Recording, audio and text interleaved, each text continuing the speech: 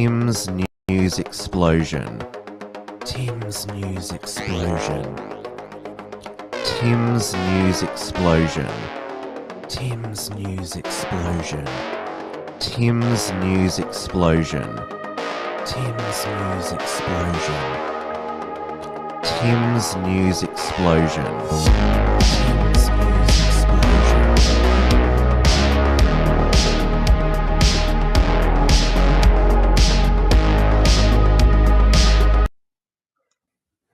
Hello everyone and welcome back to this week's Tim's News Explosion on Monday the 31st of March 2025, April Fool's Day Eve. We are live on the Wilmsfront YouTube channel, the Wilmsfront Rumble channel and my Wilmsfront X account. Hello to everyone in the chat. Brett Norman and a new face, Catwalk Ginny 25, who just seems to communicate with emojis. It is 8:30 p.m. here in Melbourne, Victoria, and we are finally in the official 2025 Australian federal election campaign. It's finally on. Prime Minister Anthony Albanese called the election on Friday for Saturday, the 3rd of May.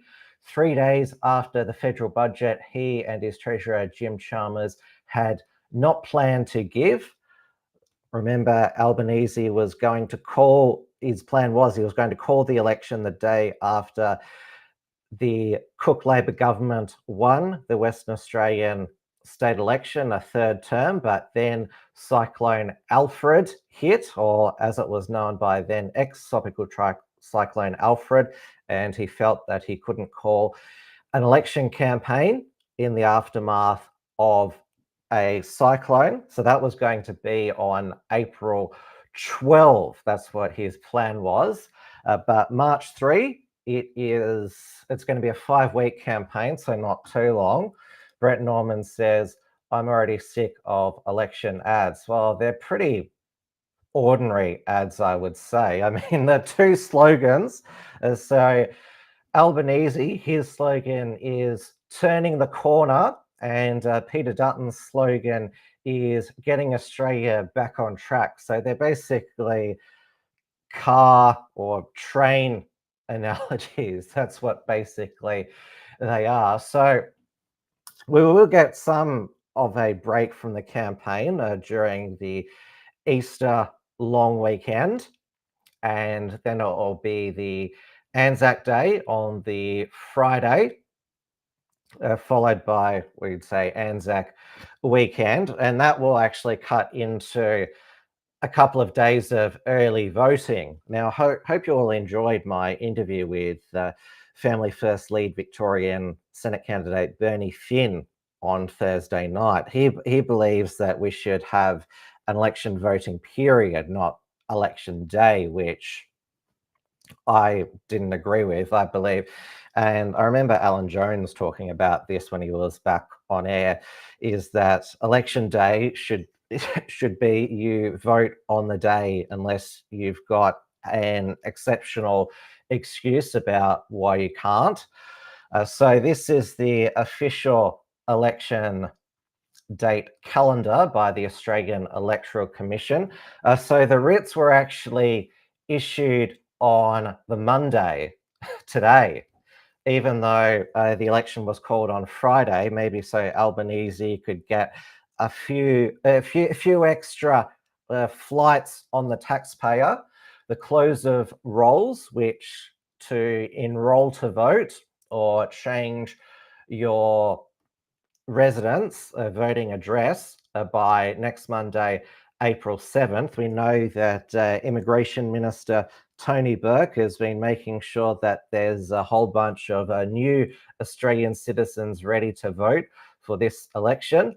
Then next Thursday is the close of nominations. Then on the Friday, April 11th, declaration of nominations. So we will know who is running in every seat, lower house seat in the country, 150 electorates. And for the 40 Senate seats that will be up for election in every state and territory. So early voting will start after Easter Monday, Tuesday, and close of postal vote applications on Wednesday, the 30th of April, followed by Election Day. Now, given what I just said, I recommend you all vote on Election Day, because that means that your vote will be counted on the night, because for some reason, early votes seem to be counted later, are harder to process well, it seems to be the case with state electoral commissions. Now, the Australian Electoral Commissioner, well, we have an acting electoral commissioner, Jeff Pope, and so we certainly hope that the Australian Electoral Commission will do a better job than the Western Australian Electoral Commission just did. They still haven't finalised the upper house there, and also the Victorian Electoral Commission. Both electoral commissions ran out of ballots in their respective state elections. We did have, back in the 2013 federal election, the Australian Electoral Commission lose 1,000 votes in the West Australian Senate election, which had to be rerun later, or the next year, in early 2014. Now, Albanese and Chalmers, they'd announced most of their pre-election spending before the budget.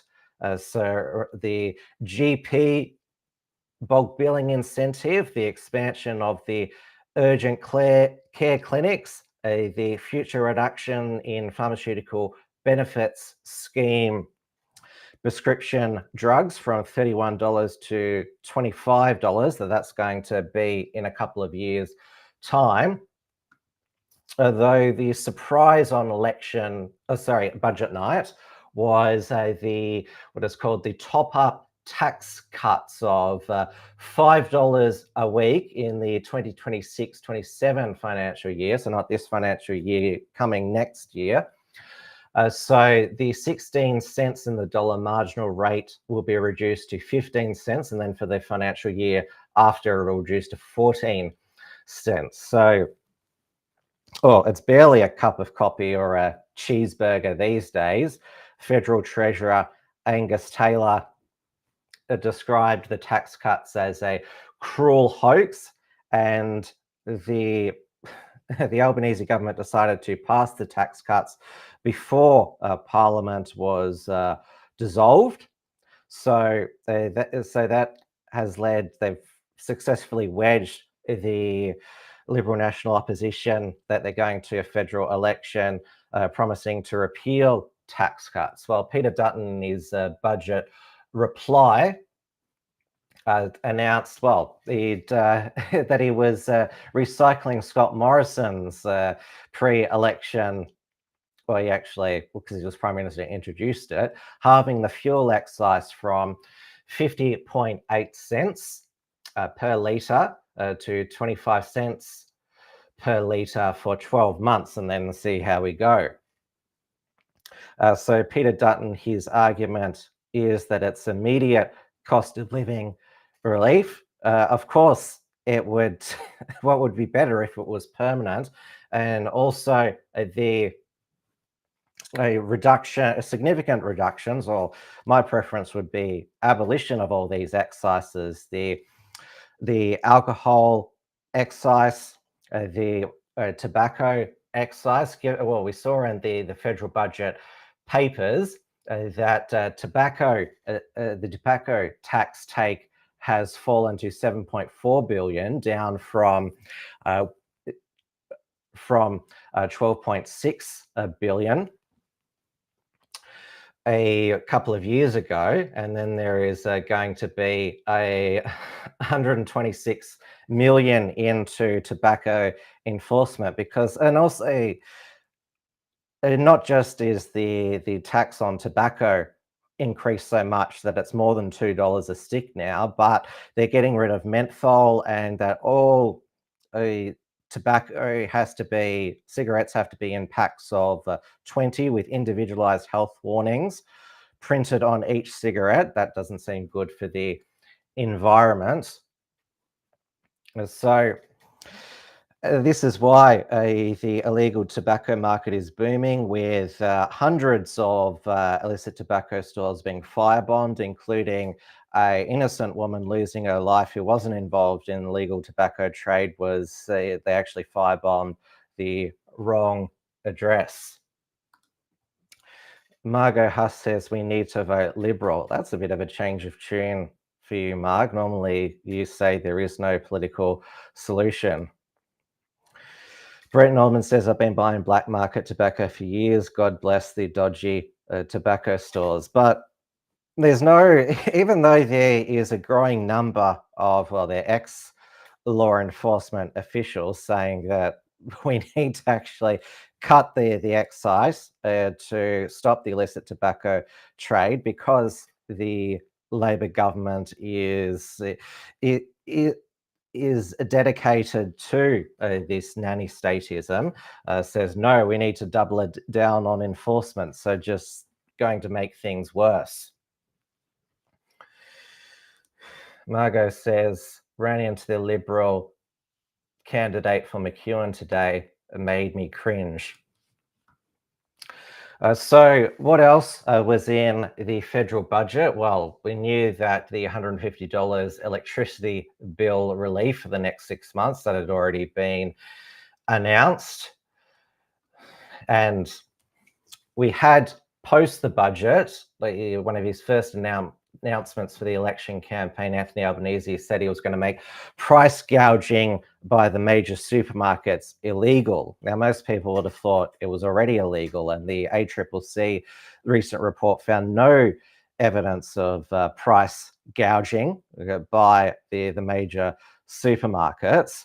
I guess Albanese is promising to make it double illegal. He said he's going to form a new task force. Now, of course, the biggest price gouger is the people I just mentioned. The Albanese government constantly jacking up the price of cigarettes, alcohol, and of course, passports. $410 for a 10-year passport, most expensive in the world. Catwalk, Jenny 25 has said, liberal Marxist choose. Well, at least you said some words there.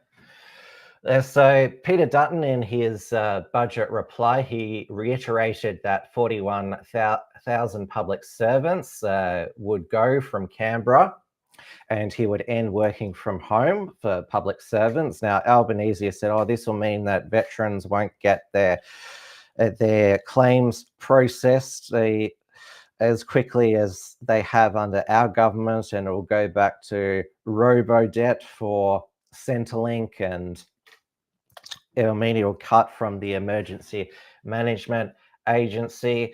Now, Peter Dutton didn't mention his nuclear energy plan in the budget. He only mentioned nuclear twice, since the first reactors are only going to come online in 10 years' time. So his short-term solution was to announce a gas reservation policy for the East Coast. So he promised, he's pledged, well, he's said that the modelling is that it'll reduce the wholesale price of gas from $14 to $10, but we don't know, he hasn't told us what this means for consumers. Now, there's loads of gas in Australia in the ground, including here in Victoria, but we have such a anti-gas state government here. They have actually banned new residential properties being connected to gas. So people who buy new homes, and they can be foreign residents, I might add, because both major parties have got this loophole. They'll ban foreigners from buying existing properties, but they can buy new properties. Though they won't be connected to gas, they'll be inducting cooktops, which some could say is racist, given that a lot of Asians cook with the wok.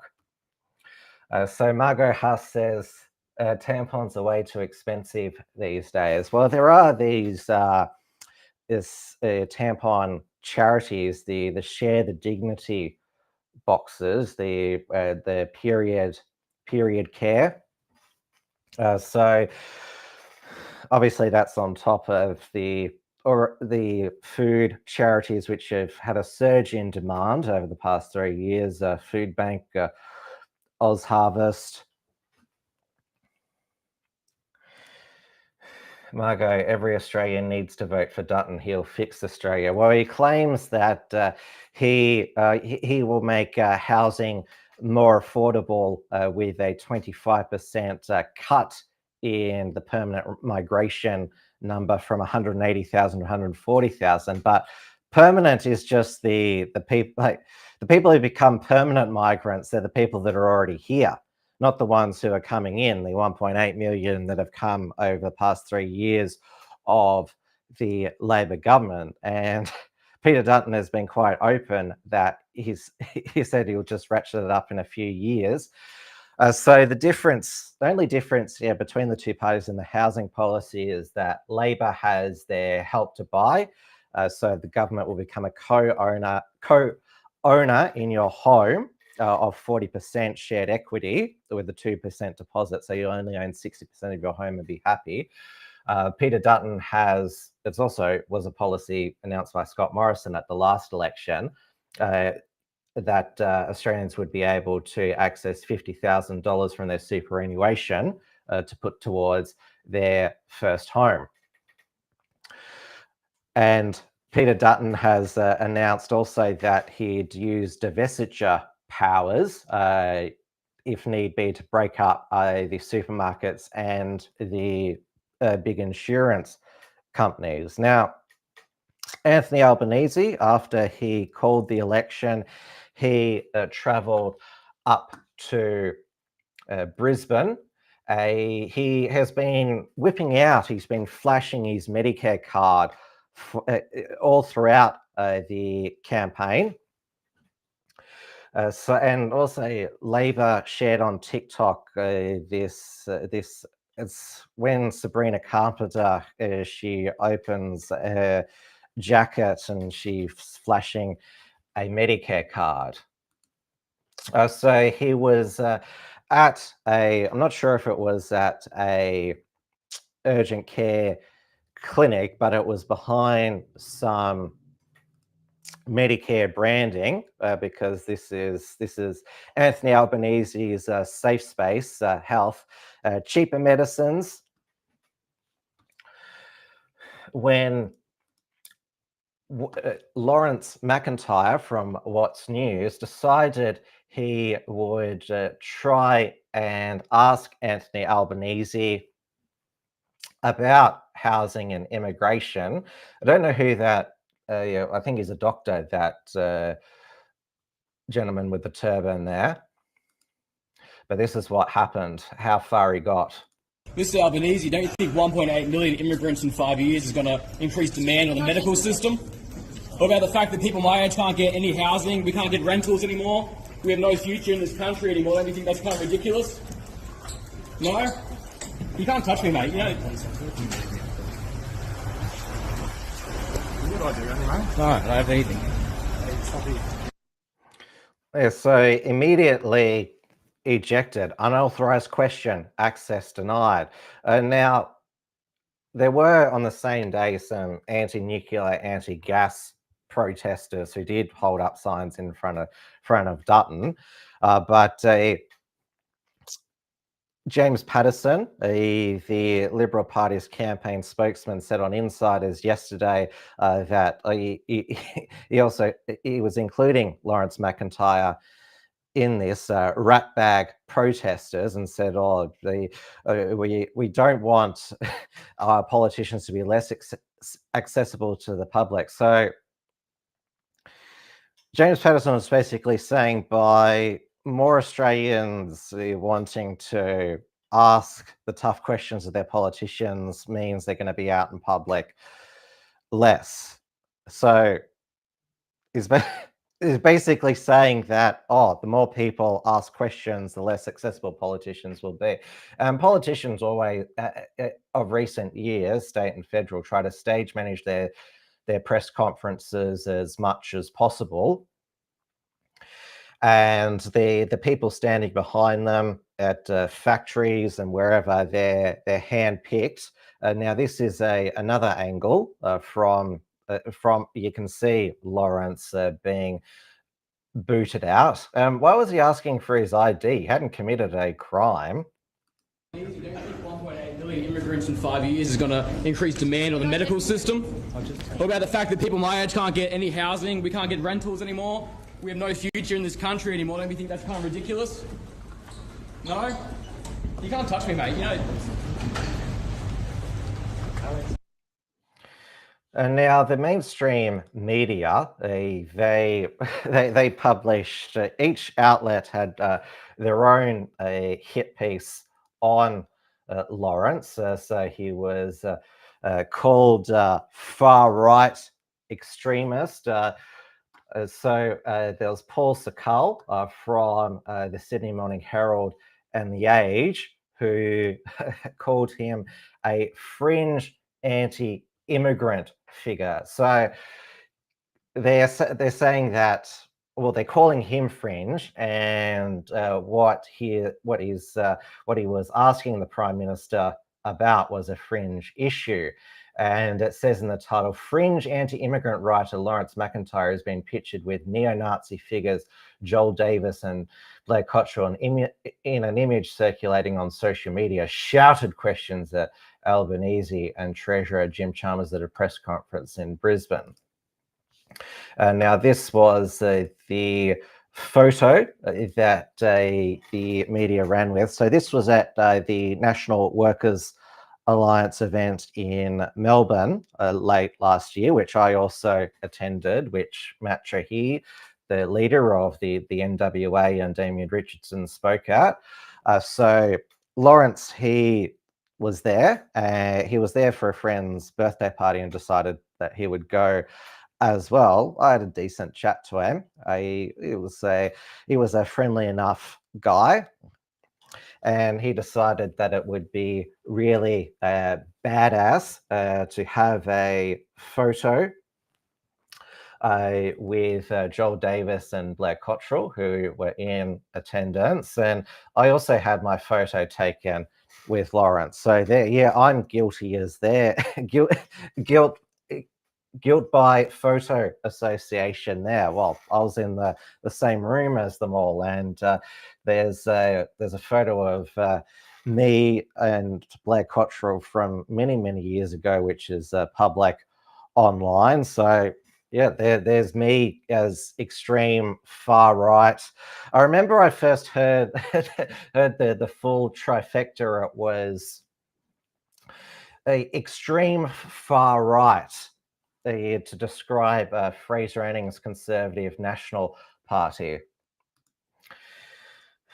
Margot says, Joel Davis said I should be deported. I don't know if he said that. I kind of agree in a way. I'm not a true Australian. So we had those two incidents on Saturday. Now, Tony Burke, the immigration minister, he actually, the Australian Federal Police, they warned him that some pro-Palestine protesters were going to come to a Muslim prayer event. So it was due to security concerns, and this is some of his campaign posters being vandalized. He is being challenged by a Muslim independent who is supported by the Muslim Vote Australia. So Tony Burke, well, the hand that is fed is beginning to bite him. So I would say what goes around comes around, but it's under his watch, and also the Liberal government's watch, that all of these Muslim migrants have have come en masse and now are a significant voting bloc in Western Sydney seats such as Watson, Blaxland, by Jason, which is held by Labor's Jason Clare, the Education Minister, and of course McMahon, that is held by Energy Minister Chris Bowen.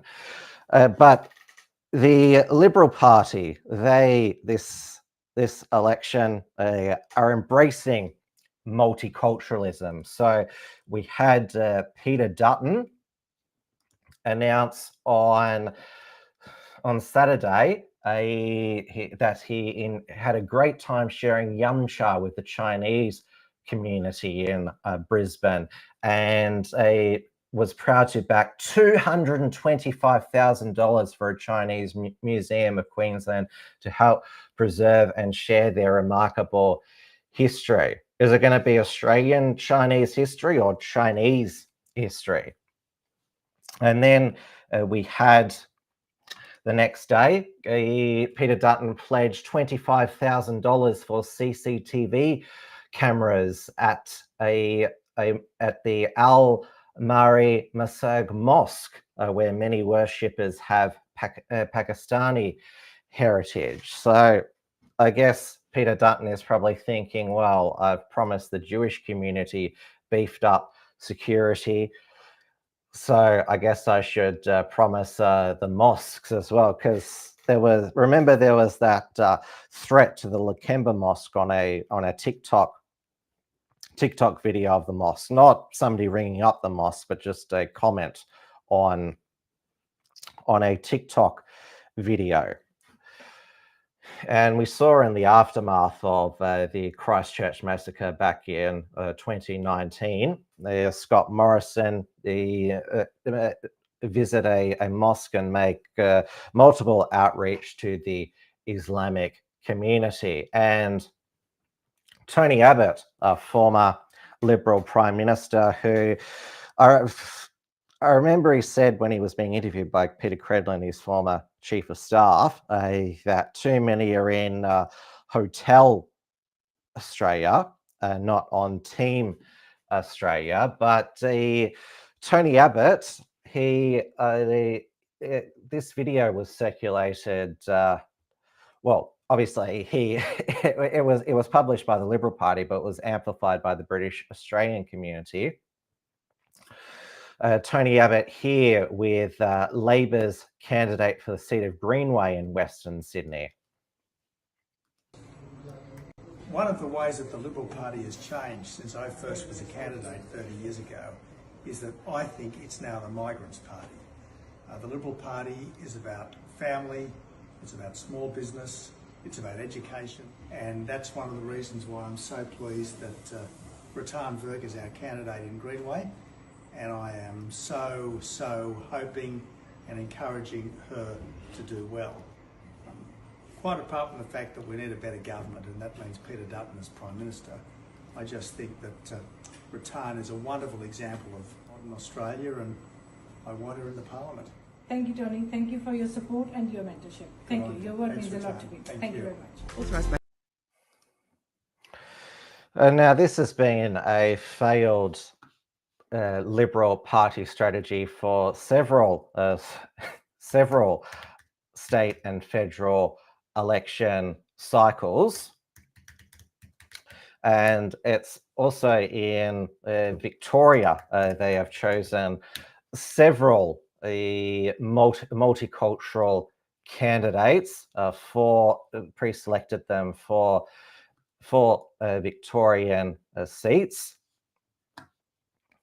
I'll just show you, because I'm a Victorian, the Victorian candidates here. So for Layla, they have chosen a Victorian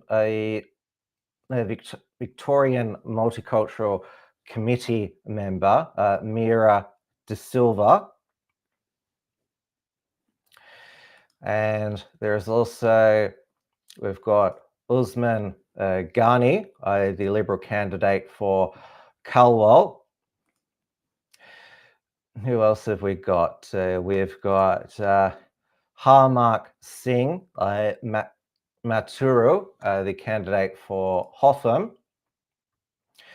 We have got Zahid Sifa, who is a Muslim from Afghanistan. He was born in Afghanistan, I should say. We have got Benson Solu, the Liberal candidate for Macnamara, who's half Aboriginal, half Papuan, and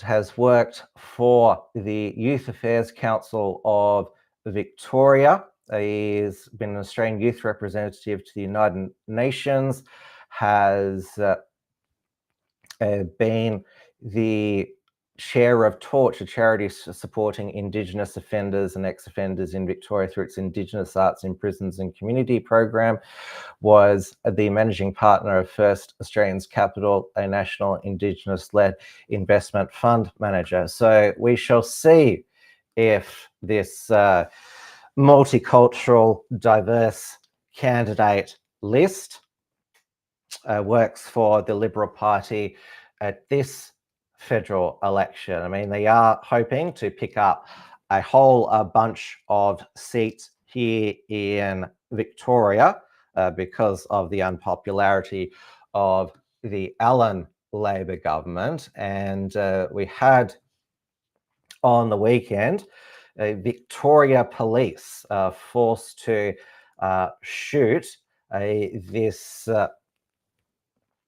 It turns out he is a former immigration detainee who was freed by the High Court's NZYQ decision. So Massi Ayak, 33, he was, a lot of people were disappointed because he wasn't shot dead. He was just shot in the chest. So he was charged with reckless conduct, endangering serious injury, common assault, assaulting police, and 4 counts of resisting police for allegedly charging police with a metal pole in Doveton on Saturday morning.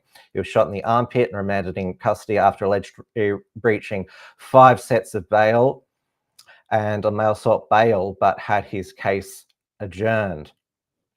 And so he was supposed to be wearing an ankle bracelet, but had cut it off. And so police were called to the scene, or to the home after neighbours reported an argument between a man and a woman. So there's the first. I'm not sure if he's been shot after that there.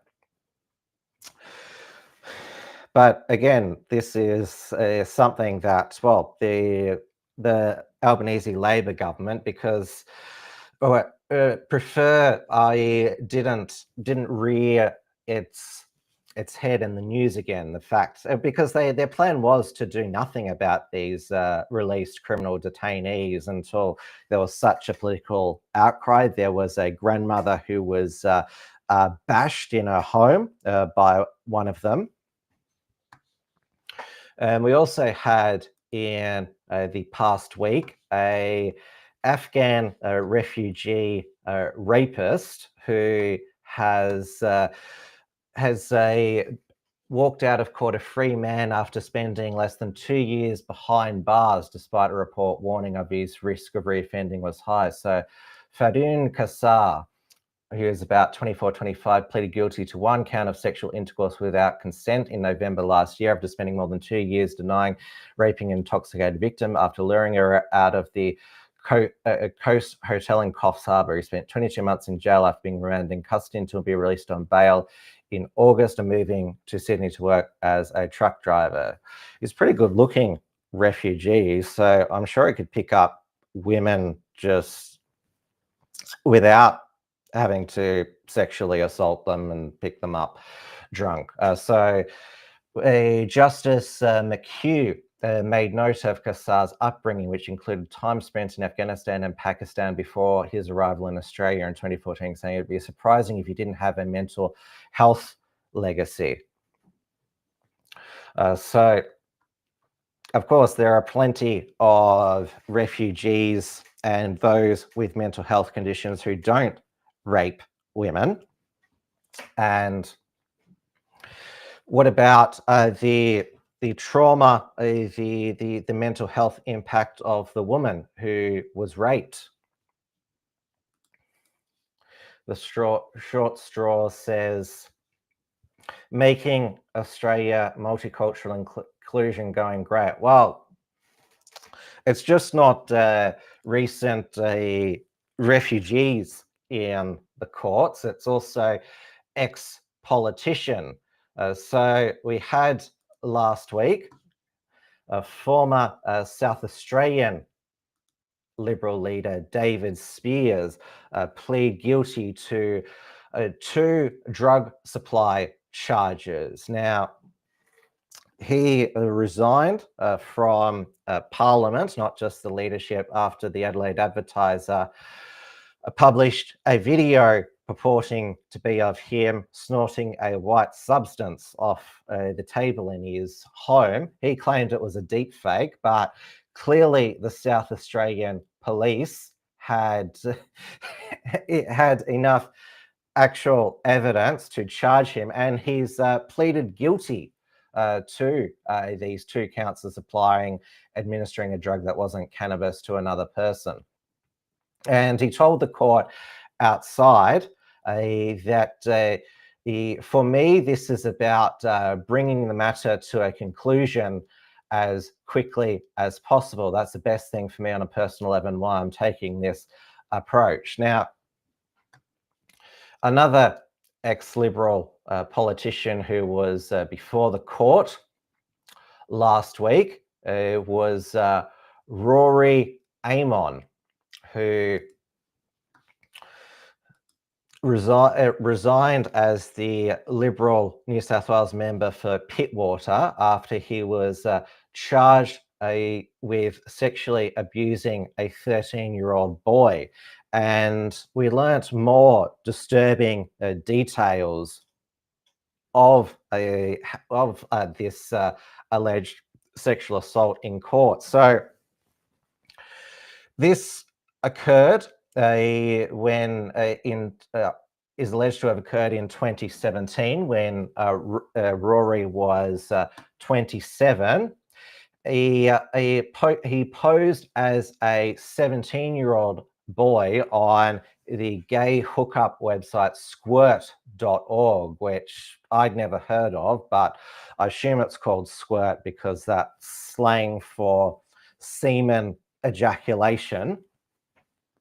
So it gives you the type of a sort of sexual activity that's arranged on this website. Now, it's supposed to be you have to be 18 years old to create a profile on squirt.org. Now, this 13-year-old, he said he was 15 years old.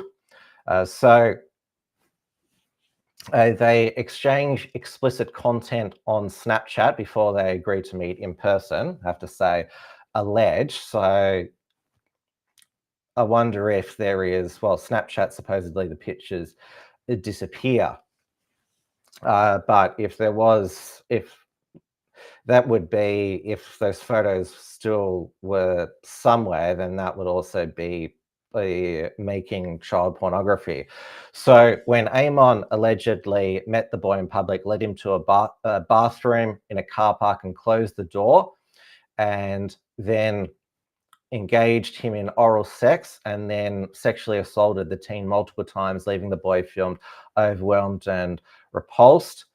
The 13-year-old said Amon continued to send him explicit images until he was charged over the alleged child abuse in August 2024. So Amon has pleaded not guilty. So the Rory Amon, he wanted to vary his bail conditions to allow him to live in Potts Point, though the prosecution said that the complainant worked near Potts Point and often socialized in the area, and that allowing Amon to move to the area would be personally catastrophic for him. So Judge David Scully agreed risk was too high and that Amon could run into the alleged victim and cause psychological distress. Now, Rory Amon used to be a lawyer, but the only job that he could get, well, it's a very brief job, was bartending at he's now been sacked from it. He was working at the Traders Bar at Hay Street Market on Thursday, the day after it opened. But after he was spotted there, a spokesman told the Daily Telegraph the company had made aware of issues surrounding a casual employee on Thursday. The employee in question ceased working with the company, the spokesman said. Well, at least he was working in a job where you have to be over 18 to be there. Well, I hope that venue does a better job of verifying that people are over the age of 18. That does squirt.org did. Now, this is something that I assume the e-safety commissioner should act upon, given that this website has alleged to facilitate the sexual assault of a minor. So shouldn't the e-safety commissioner issue the site with a massive fine or even block it in Australia? I don't support the role of the e-safety commissioner, but I would have thought this is something that the e-safety commissioner should be on the front foot, because it seems one of the core functions of the e-safety commissioner is to keep children safe online, and this clearly didn't happen on this website. We have to say allegedly. But of course, the e-safety commissioner is more focused on protecting these LGBTQ activists from criticism. So Billboard Chris is back in Australia today at the Administrative Appeals Tribunal, challenging the e-safety commissioner's takedown notice to his ex-post, linking to this Daily Mail article about Teddy Cook, who advises the United Nations on transgenderism, who's into bondage, bestiality, and drugs. So it's a biological woman who now identifies as a man. So Billboard Chris, this woman, yes, she is female, so he got done for misgendering, is part of a panel of 20 experts hired by World Health Organization to draft their policy on caring for trans people. People who belong in psychiatric wards are writing the guidelines for people who belong in psychiatric wards. So this was deemed bullying and also doxing Teddy Cook's place of work, which is ACON, the AIDS Council of New South Wales, even though that was on the record that that's where Teddy Cook worked.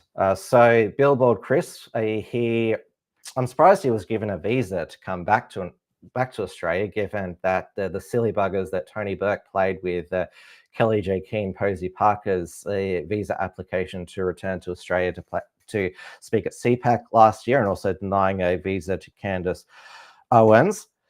Though Billboard Chris, he was fined by the Brisbane City Council $806 for obstructing foot traffic at the Queen Street Mall when he had his billboard signs on, seeing if anyone from the public wanted to speak to him about them. Although maybe if he had on his billboards the Palestinian flag, he'd be allowed to, because the Brisbane pro-Palestine activists, they have flooded the Brisbane Queen Street Mall and definitely obstructed foot traffic there. When he was down in Melbourne, he is in Melbourne at the moment because that's where the Administrative Appeals Tribunal hearing is. Federation Square security tried to move him on. He stood his ground and they backed off. Now there was because it is one of the legacies of COVID is that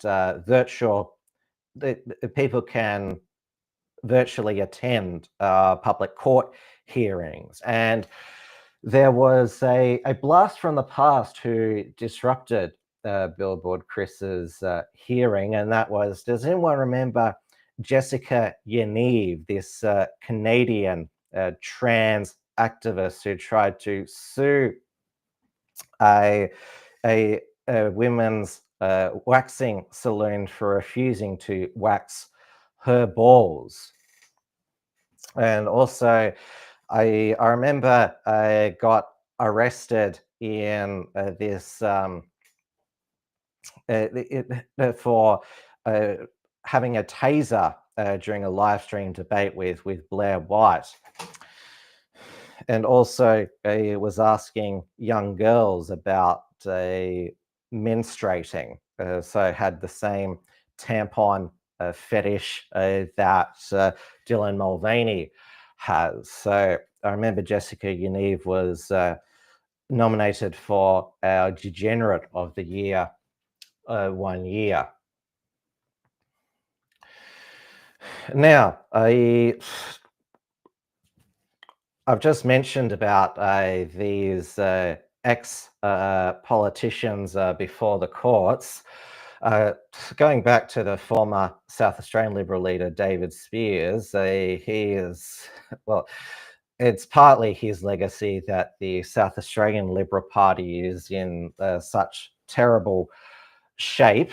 And if Peter Dutton loses the election, it'll be in South Australia and Western Australia. Even though the South Australian state election is 1 year away, there was a debate between Premier Peter Malinauskas and the current opposition leader, Vincent Tarzia. And the viewers' verdict was a preferred Premier Peter Malinauskas, preferred Premier 85.7%, and Vincent Tarzia, Nick Cave lookalike at just 14.3%. So it's going to be, looks like a landslide election victory for the Malinauskas Labor government in 2026. And it's interesting that the Labor candidates in South Australia have on their election flyers pictures of them with Peter Malinauskas, not with Prime Minister Anthony Albanese. Now, Billboard Chris, of course, his main campaign is against puberty blockers and cross-sex hormones for children. We had this week the Queensland Liberal National Party government, its Health Minister Tim Nicholls, announced that its inquiry into Queensland's health gender clinics would be by psychiatrist Ruth Vine, who used to be the chief psychiatrist in Victoria. And Tim Nicholls said she would bring a truly independent mind. So her final report will be due by November 30th. But for some reason, the terms of reference say she can't make a recommendation on puberty blockers and cross-sex hormones. Now, the Health Minister, Tim Nicholls, announced a 12-month suspension in Queensland health facilities on the issuing of puberty blockers and cross-sex hormones in children, those under 18, after a clinic in Cairns gave puberty blockers to a 12-year-old without parental consent and against its own guidelines. This article is from genderclinicnews.com, which is Substack by Bernard Lane, who also writes it for The Australian. So basically does the equivalent of 2 full-time jobs, reporting on this for The Australian, and also his own Substack, Gender Clinic News. Clarkey says a team donation link, please. Well, I'll put it in the link for you, Clarkey, just now. I don't do super chats anymore, but you can make a direct donation on the Unshackled.net. So Clarkey was a regular viewer and super chatter of Trad Tasman Talk back in the day. We're actually going to go across the Tasman now, as well. This next story is going to be a warning about how careful who you vote for. I mean, obviously, we in Victoria are stuck with Lydia Thorpe in the Senate until the end of June 2028. West Australians are stuck with Padma Feynman for the same amount of time. Well, the New Zealand Parliament is stuck with, for the moment, this Greens MP who wasn't elected at the general election in 2023, Benjamin Doyle, was selected to fill a replacement of a Greens MP who resigned. So Benjamin Doyle, who the media say is the first non-binary member of the New Zealand Parliament, but he's a bloke. I mean, if it looks like a bloke, sounds like a bloke. Of course, he just declares himself non-binary. A lot of people are saying that Trump could declare himself the first female president, and Liberals would have to accept it. But it has been exposed that before he entered Parliament, he had a secondary account that it's on Instagram called Bible Belt Bussy, and there was a photo of him with it's been revealed that it's his child. It has a caption of him with his child that says Bussy galore. And now Bussy is slang in gay male culture for a boy's anus, which you probably all didn't know that and probably didn't need to know that. So it's a highly sexual term because obviously you all know that pussy is slang for vagina, and what he's saying, Bussy galore, that's obviously referencing Pussy Galore, who was the Bond girl from Goldfinger, which obviously was a double entendre. And because a penis goes in a pussy is meant to receive the penis in gay sex. That's probably enough. But the fact that he has posted this makes the hair stick back on the back of my neck. And there's also a photo of him kissing on the lips his child. Now this is on centrist.nz. So it was first exposed by New Zealand ex-user Holly Hex Tuia, and also was shared by researcher Annie O'Brien.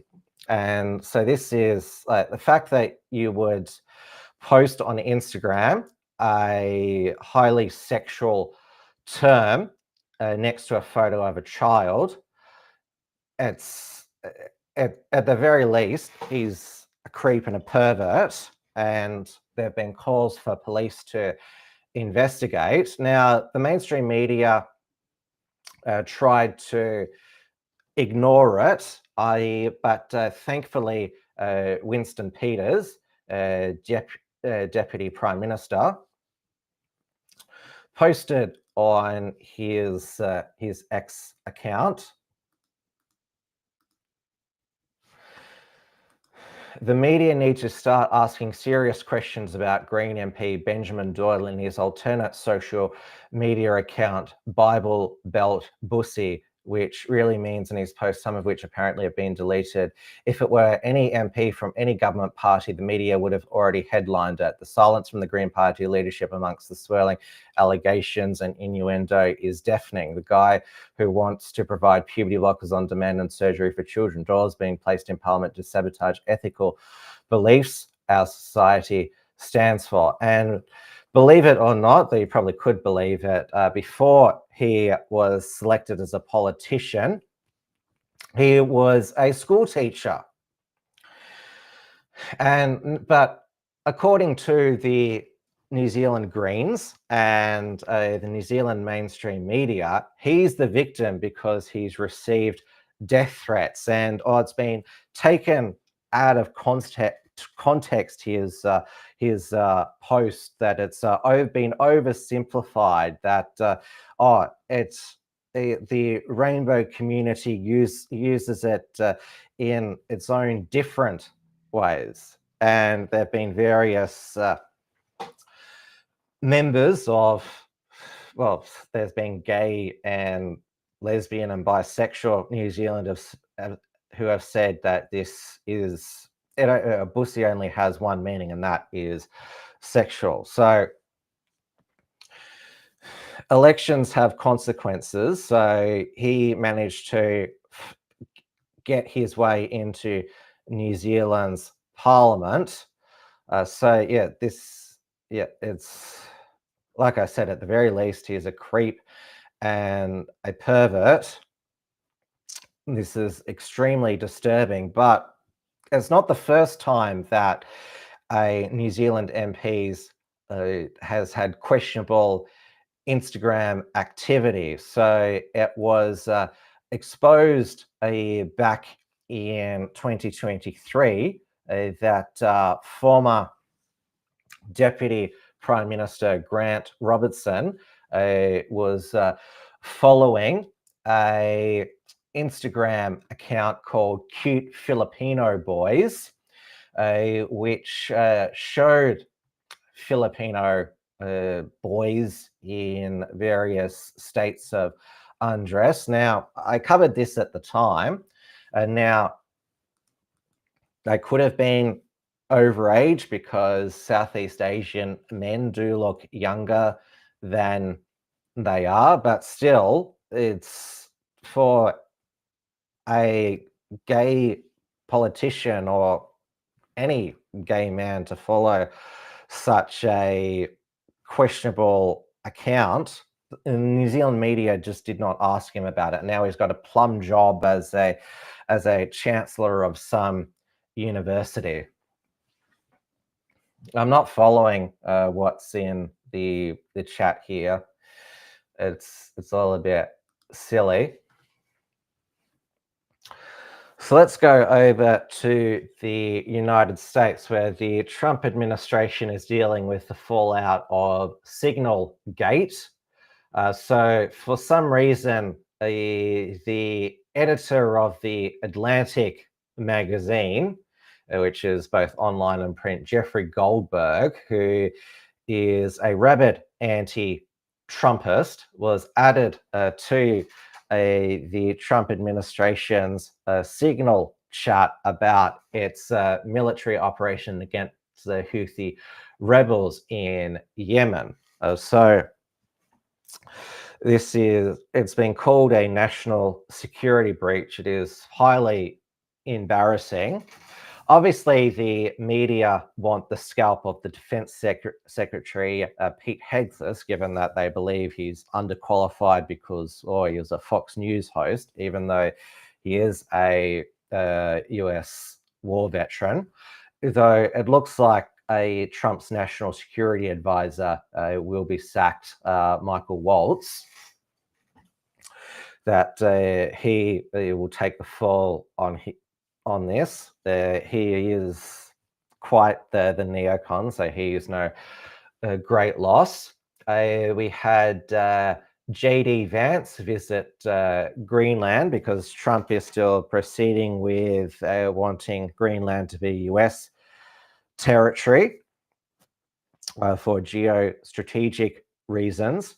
And also we've got April 2, which is Trump is calling Liberation Day, when he'll announce the reciprocal tariffs. Which we'll know on Thursday Australian time. Now, in the Australian federal election, Dutton is running away from any association with Trump. He said he's more in the mold of John Howard and Peter Costello. And Albanese is without saying so, he's saying that Dutton is copying his policies. He's not saying he's copying them from Trump, but he says, you can draw your own conclusions. And we have seen that the Liberal Prime Minister of Canada, which of course is their left-wing party, which Justin Trudeau led, which is now led by Mark Carney as Prime Minister, is now ahead in the polls. And with the reciprocal tariffs coming in, that will probably cement his lead in the polls. They go to the polls on Monday, the 28th of April. So a few days before our federal election, they vote on a Monday. So I hope to cover, probably won't do a live stream for it, but maybe I will. But I'll definitely be reporting on it, because I do plan to do a lot of federal election coverage in the final week and in the aftermath as well. And of course, we'll have a live stream as well on election night from 6 p.m. when the first polls close. Brent Norman says, John Howard was the fool who sold our gas and gold for cheap. Tristan Davies is in, who he's going by his real name now. Was formerly White Australian. He also posted a photo of himself at the pro-life rally against the Greens pro-abortion bill. He's actually a blonde White Australian. He's been volunteering for Jim Salim for Australia First Party in the Western Sydney seat of Penrith. I said what I thought of Jim Salim last week, that he's yesterday's man. Ask any nationalist activist who's been around for a decade, who started in their 20s and they're now in their 30s, what they think of Jim Salim and Australia First. Though I'm not going to be too hard on you, Tristan, White Australian, because you're a young enthusiast and we need plenty more like you. And Auditing Australia is also in the chat. So is Nathan Swindon, member of the National Socialist Network. Nathan says, vote Dutton. Are you serious about that, Nathan?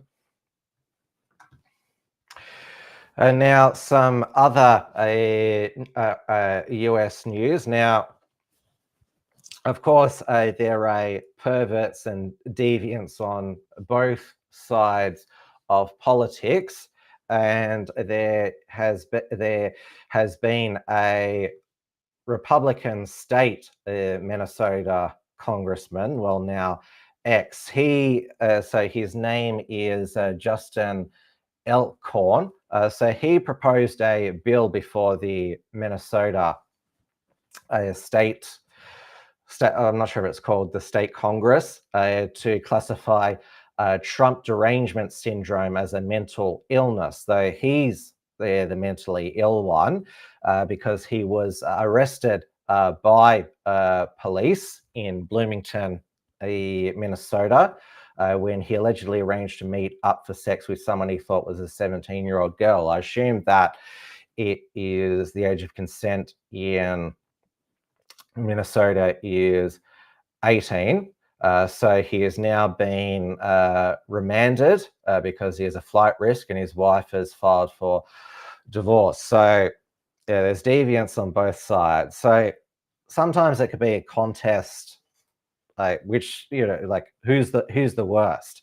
But then I remember that Spanion's response to this "what about" is like "fuck them too." Obviously, the MAGA supporters have completely disavowed and condemned him. I saw libs of TikTok post about it. So there was certainly no cover up on the MAGA movement, and so glad this creep is no longer a politician.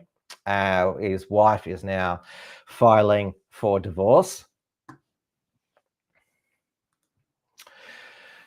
Now, did anyone see that there are rumors that the Daily Wire is facing bankruptcy? So we've had its CEO Jeremy Boring resign, though Ben Shapiro says this is fake news. Other news that's been bubbling along the online right is that apparently there is RFK Jr. is being blackmailed over his he didn't really have an affair with Olivia Zenu. She was this reporter who stalked him. He tried to block her, though he eventually caved into her stalking and started messaging her again. And there's been various people who've been saying, oh, he's been blackmailed by the Jews, though the Kennedys have been long-time Zionists. Though, speaking of, there was the JFK files, that the 80,000 pages that were released last week.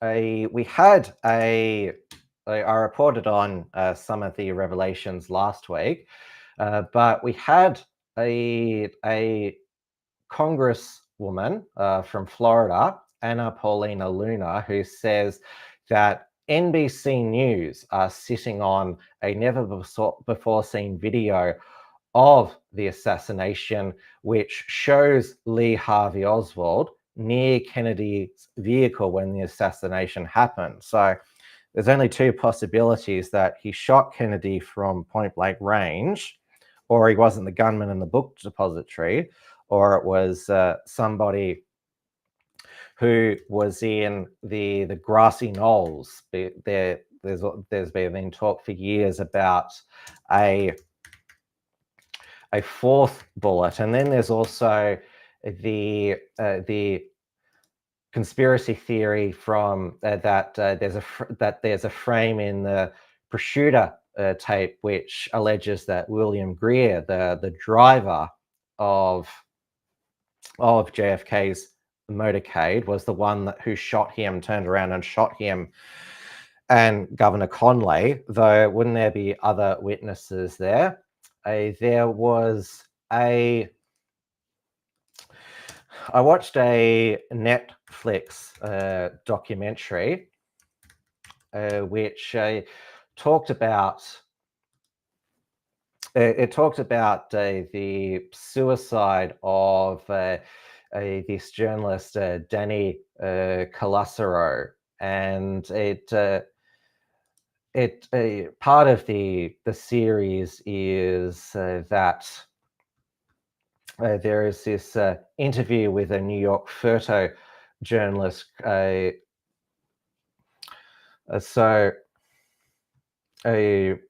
With this, so her name is, I'm just getting it right here. What's her name? Yeah, so there's this journalist who, Sherry Seymour, who, this is all just coming to me as I'm going to air. That's why I'm double checking it. Sherry Seymour, who had a meeting with a man called Robert Booth Nichols, who was allegedly part of this octopus murder conspiracy, who showed her the real Zapruder tape of the JFK assassination, which allegedly shows the JFK driver shooting him. So that has been another theory as well.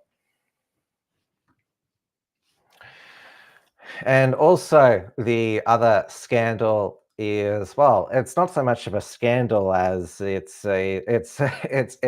shocked quite a number of people. Harry Sisson, the DNC shill, there has been long been the meme that Harry Sisson is a faggot. Well, he is actually a raging heterosexual, because he's been soliciting these women to send him nudes, which there's no evidence that there's been non-consensual, but apparently he told them that they were all the one. So he's been stringing along all these women to get nudes of them, which is pretty silly to do when you're a Democrat shill, because you can this can easily lead to your downfall. But it's actually, I noticed that a few of the MAGA right have been defending him, saying, "Oh well, at least he's trying to get chicks."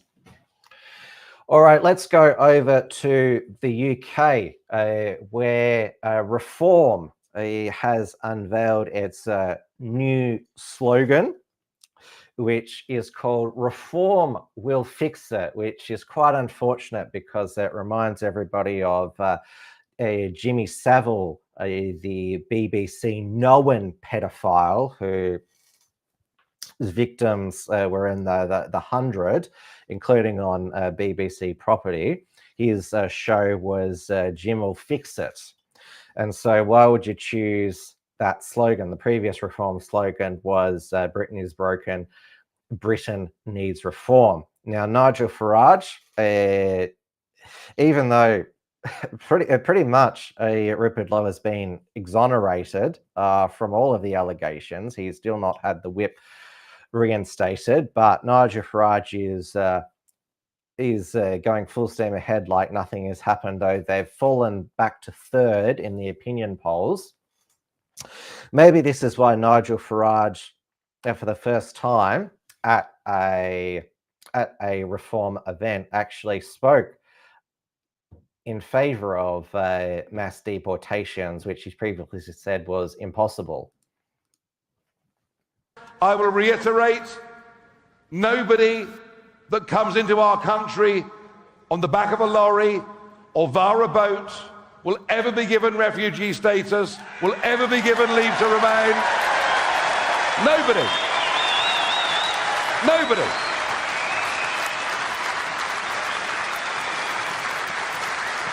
It is unfair. It is wrong. It is also deeply unfair to those who have come here legally, and that's worth thinking about.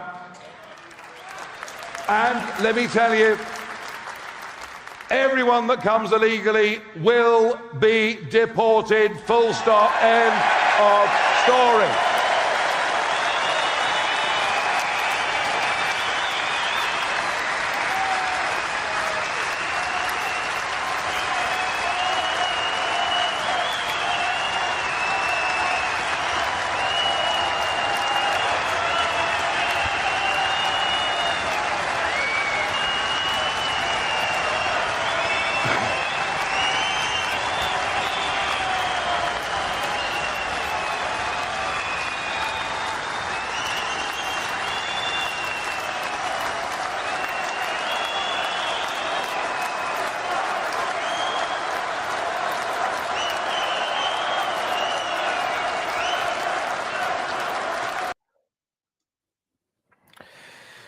Now, two-tier justice is about to become formally part of the justice system on this Tuesday, UK time, because the new sentencing guidelines will come into effect, where judges will prepare pre-sentencing reports where necessary for defendants from ethnic, cultural, or faith minorities, as well as young people under 25, women and pregnant women. Historically, such reports have resulted in mitigated sentences, including reduced jail time. The practical implication of these changes is that white men who do not qualify for these reports will face relatively harsher sentencing outcomes. Now, Prime Minister Keir Starmer has expressed his disapproval and has said that all options are on the table because the UK government can pass legislation to overrule the sentencing guidelines, but hasn't said that he is going to introduce legislation. This was GB News's report. Well, look, I'm disappointed in this response, and the Lord Chancellor is obviously continuing to engage on this, and we're considering our response. And, you know, all options are on the table, but I am disappointed at this outcome, and now we'll have to consider what we do as a result. Well, let's cross live to our political editor, Christopher Hope. Now, it seems to me, Chopper, that the politicians want the Sentencing Council to change their direction here, but they're not willing to legislate to do so. They're in a bit of a war of words here. Yes, they are. And hi, Charlie. Hi, Nana. Welcome to Huddersfield, where it's pretty cold up here. I've been talking to the Prime Minister moments ago. I asked him twice, will you just scrap the Sentencing Council? It's a quango. You have the power to scrap it. What you don't do is have the power to overrule it. And frankly, the judges now are looking back at the elected politicians here, both Sir Keir Starmer and Shabana Mahmood, who is a Justice Secretary, and saying, I'm afraid to say, these are what's going to happen. And from Tuesday, this is what will happen. Judges will prepare pre-sentencing reports where necessary. And if someone is of ethnic, cultural, or faith minority, or a young person under 25, or a woman or a pregnant woman, they will get a special sentencing report. Normally those pre-sentencing reports do mean that the sentence is mitigated, that time is taken off for a jail term, for example. What it means, though, is that white men are going to be treated a lot tougher by judges from Tuesday compared to other groups in society. And that is unacceptable to the Prime Minister. He said in terms there, I said twice, would you scrap the Sentencing Council? He said all options are open. Shabana Mahmood, she's the Justice Secretary, she's put out a note just moments ago. She said that in her view, these guidelines represent clear differential treatment under which someone's outcomes may be influenced by their race, culture or religion. This is unacceptable, says the Justice Secretary, and I formally set out my objections, she says, in a letter to the Sentencing Council last week. She is extremely disappointed, she says, by what's happened here. All options are on the table, that same language used there by Keir Starmer, and they will legislate if necessary. The question now, though, is can they legislate by Tuesday? The answer surely is not. It will take months and months, and in that period, there'll be a lot of uncertainty, I think, for white men in front of the judges. And the latest farcical arrest by the UK police is of two parents over a school WhatsApp group chat. They're criticising the school. So Times radio producer Maxie Allen and his partner Rosalind Levine. This is also probably why it got in the news, because it's somebody who works for the British mainstream media. So 6 uniformed police officers descended on their home before they were led away in front of their crying daughter. And after a 5-week investigation, Hertfordshire Constabulary finally concluded there was no case to answer and it shouldn't have become a police matter. This was what? So this is this occurred because, yeah, they were accused of malicious communication and harassment. So I know that we have a charge in under our federal law of using a carriage service to menace and harass. So also mentioned in this Daily Mail article is that another revelation that a counsellor has warned she could face the same fate if she continued helping the parents who had an issue with teacher recruitment process at their daughter's primary school. So this is like an escalation on when Biden was president, the FBI tracking parents who went to PTA meetings. And so this has led to another hilarious video by one of my favorite satirists in the UK, Andrew Lawrence, being a Sergeant Detective Peter Pisspot from Twat Valley Police. Hello, I'm Sergeant Constable Detective Officer Peter Pisspot from Twat Valley Police. Assalamu alaikum. You may be aware of multiple news reports over the past few days regarding the arrest of two parents for complaining about their daughter's school recruitment process via email and a parents' WhatsApp group. 6 police officers raided the home of these dangerous lowlifes. They were quite rightly placed under arrest in front of their child, dragged off in a police car, locked in a cell all day before extensive questioning on suspicion of harassment and malicious communications.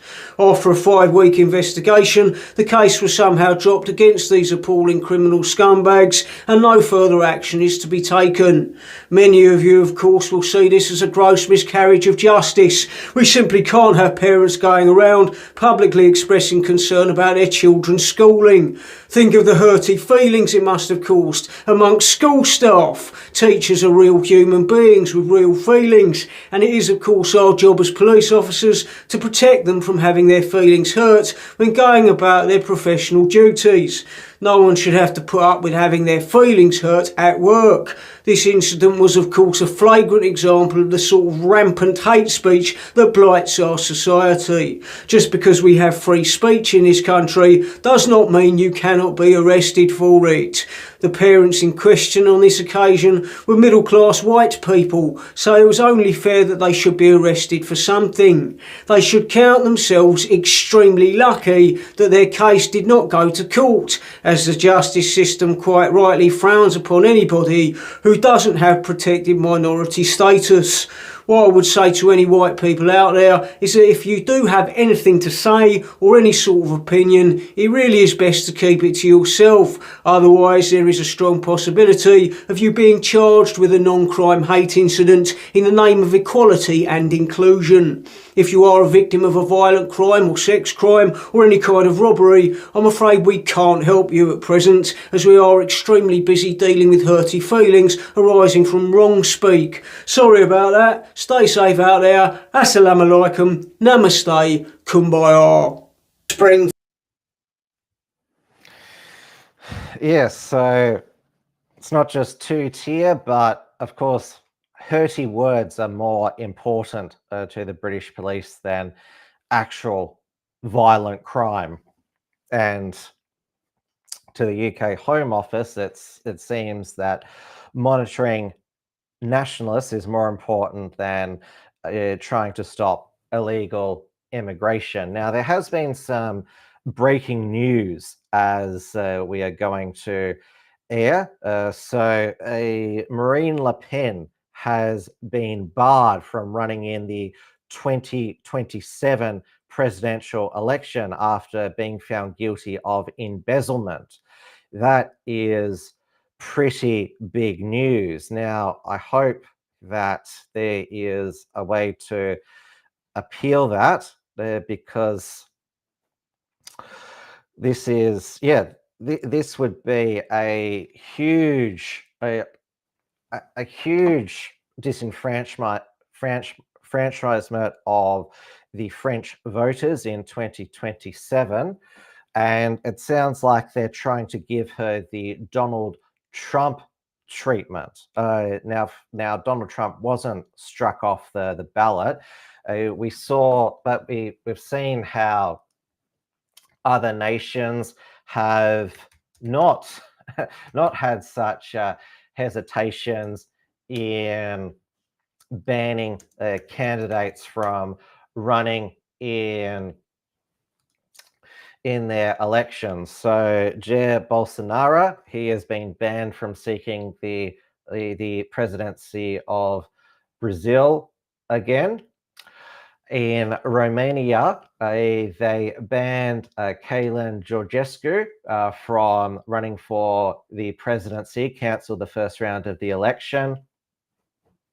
And now they've banned another presidential election, Diana Solska, from running as well. So this is, sadly, it seems a lot of way countries are going, that because it should be up to the voters if they want to elect somebody who has been convicted in a kangaroo court. So I do hope that her supporters take part in the French tradition of mass protests in the street. Hopefully it remains peaceful. So yes, this is pretty stunning news.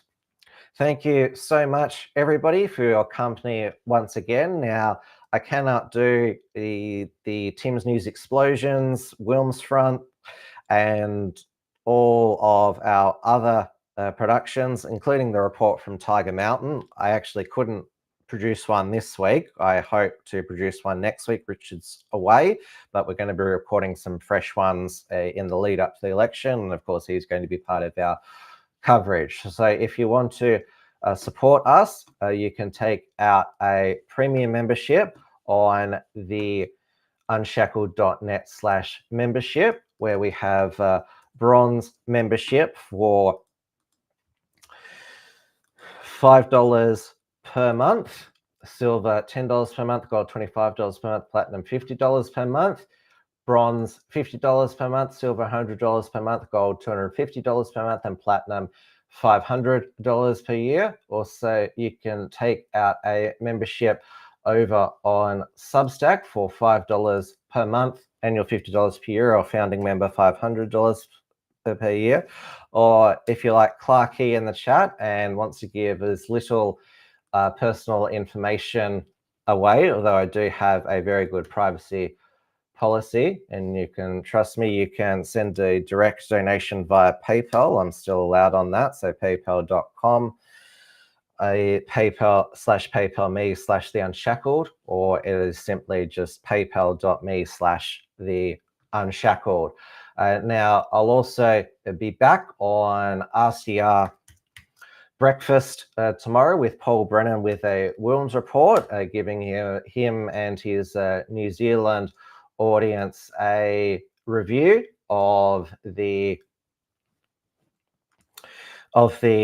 first week of the Australian federal election, though I might not be doing any more reports from the campaign, but I will definitely be doing a report after the election, which, as I mentioned, we're going to be doing an election night live stream as well from when the polls close on the East Coast. Remember, if you can't support us financially, give a like, thumbs up, comment below, share, make sure you're subscribed to all of the Unshackled social media. You can also have a free Substack membership. That's where I send out email alerts for upcoming Unshackled productions, where the Unshackled Productions archive is now.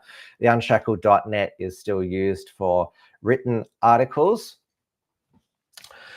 So thank you again for your company tonight. Stay safe, stay sane, and I would certainly urge you to vote, and vote on election day. Good night, everybody. Tim's News Explosion. Tim's News Explosion. Tim's News Explosion. Tim's News Explosion. Tim's News Explosion. Tim's News Explosion. Tim's News Explosion. Tim's News Explosion.